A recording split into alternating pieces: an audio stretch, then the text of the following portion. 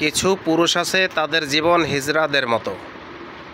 তারা অন্যের পকেটের দিকে তাকিয়ে থাকে কখন তাদের পকেট থেকে 2 টাকা খসানো যাবে। টাকা একবার নিতে পারলে হয়েছে, দেওয়ার আর কোনো নামগন্ধ থাকে না।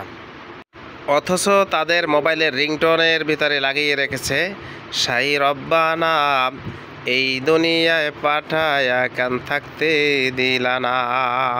আমি জামিন হয়ে একজনকে 30,000 টাকা নিয়ে দিয়েছিলাম। টাকা দেওয়ার যখন সময় হয়েছে উনি টাকা দেয়নি, আমার পকেট থেকে টাকা দিতে হয়েছে। আমি কিন্তু জামিনদার ছিলাম। আজ 3 বছর পরে আমাকে কিস্তি কিস্তি দেওয়া শুরু করেছে।